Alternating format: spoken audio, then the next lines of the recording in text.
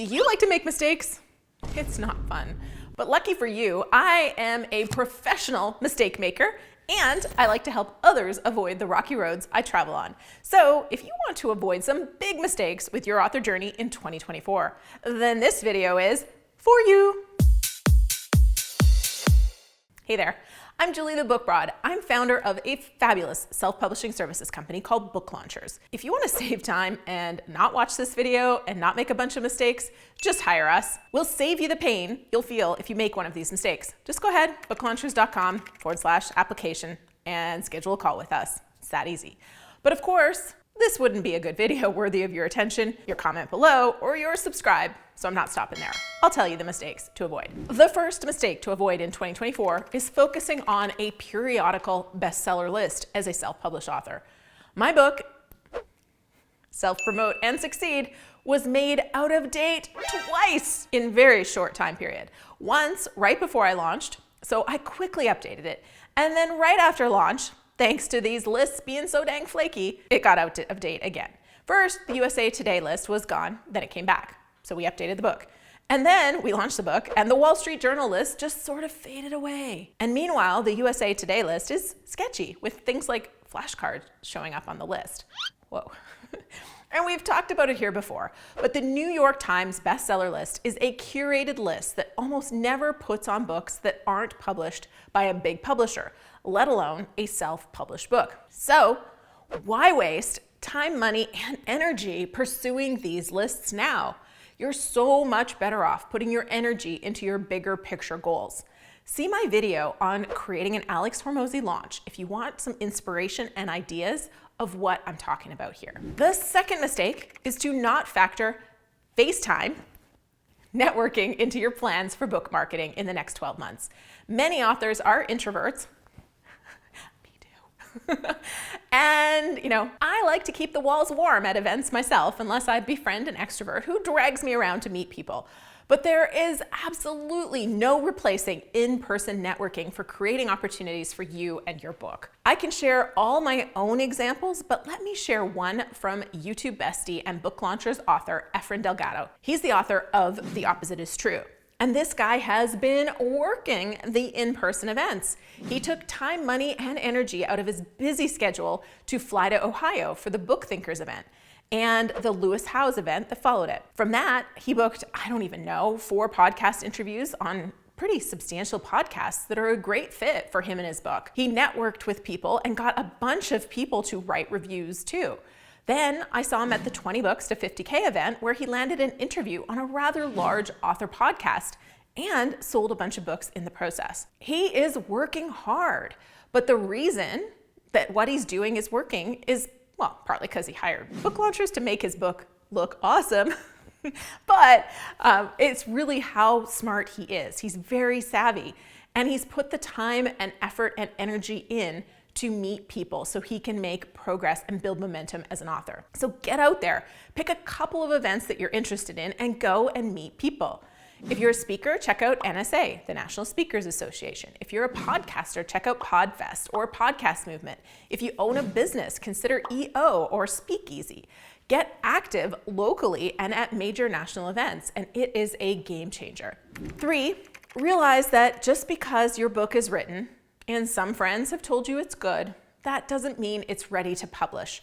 Way too many authors come to us after struggling to finish their book for a year or two.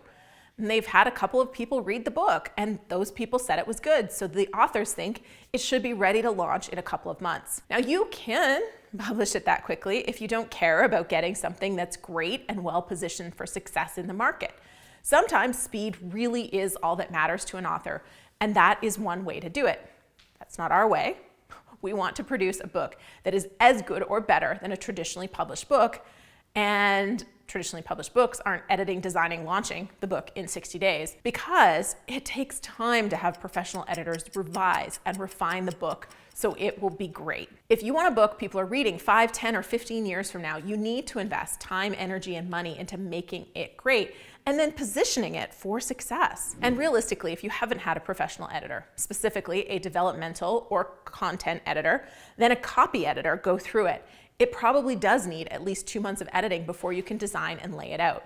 More likely 3 or 4 months, but that's okay. Then you want time to secure reviews, plan your launch, and get that book distributed so you can succeed.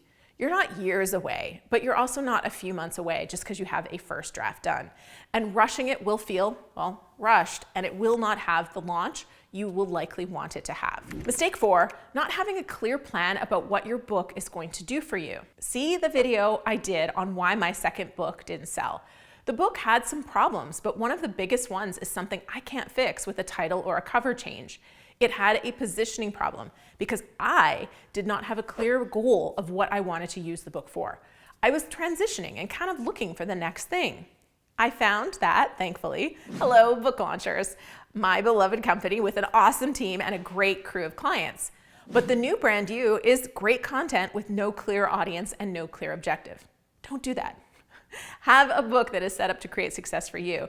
Understand who you want the book to reach and why, and just think strategically about the whole thing. How will you get that into the hands of the reader? And what do you want them to do when it does get in their hand? Do you want them to hire you, get your email newsletter, buy more books, bring you in as a speaker, buy your product, write your review about your book and tell someone else? Have a plan. Again, the Alex Hormozi launch was a brilliantly executed example of someone with a really long-range plan using a book to get there. Mistake 5. This was on my list last year, but oh boy, this has never been more true than it is in 2024 with the Amazon issues and so much more. And that is expecting the process to go smoothly and not factoring hiccups into your timeline.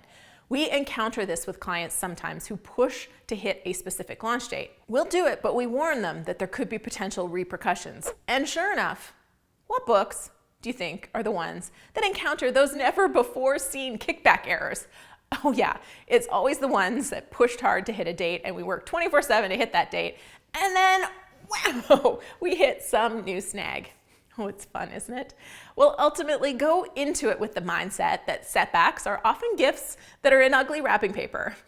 I believe they are all setups, not setbacks, but not every author is ready to roll with the punches. But I recommend you plan to roll with the punches and find that setup in any setback, whether it's the beta reader feedback, the title feedback, publishing hiccups, Amazon removing reviews, post-launch, getting bad reviews, or something not hitting the way you'd hoped. There's always a lesson to be learned, and you can look at it that way, or you can cry, or do both. All right, mistake number 6. Not going direct or having a direct sales plan for your author business.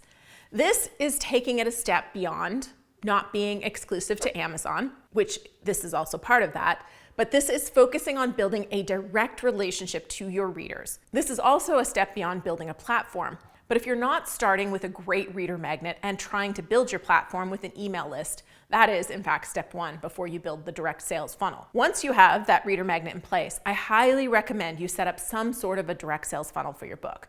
This could look like selfpublishandsucceed.com. You can check this out, where I sell Self-Publish and Succeed direct. It could be something like my audiobook, which I give away, but you could set up something like this to sell your audiobook as well. You can check that out at selfpromoteandsucceed.com/audio. Or maybe it's a Shopify store or just a way you sell your ebook on your website. But ultimately, the value and power of selling direct has never been more important. The distributors and retailers are squeezing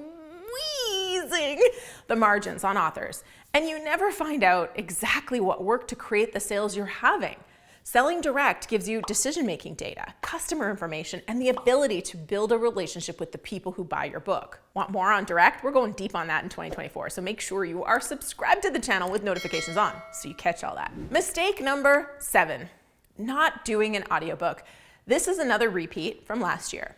For the majority of nonfiction books these days, audiobooks are still the fastest growing format of books. In some categories, for some books, we're seeing 50 or 40% of sales in audiobook. Readers, or rather listeners, are on the move and wanting your content in their ears. Now, access and distribution is also growing, and I've talked about this a lot at booklaunchers.tv, but Spotify has come on strong. Also, synthetic voice is going to lower the cost of production, and there are a lot of readers who aren't going to consume your book without being able to listen to it. So not publishing an audiobook in 2024 is a mistake. Unless your book is technical, which doesn't make for a great audiobook. But if it's not technical, you're excluding a big chunk of your audience because they're not sitting down to read, but they would have listened to it. So I highly recommend you go wide with your audiobook and don't give too much power to Audible to squeeze authors more than they already have, but definitely consider producing an audiobook. Now, this is the video right here on the Alex Hormozi launch. Go watch this. It's going to be a great watch for thinking about your strategy. And this video is on the reasons my second book didn't sell. Want to know something funny? It's titled The 5 Reasons Why My Book Didn't Sell, that video. But go watch it and tell me, because I think there's actually only 4 reasons. I'll never claim to be perfect. So go ahead, head on over, tell me if you find 5 reasons, and post in the comments below. So click on over to these videos, watch them, and say hello.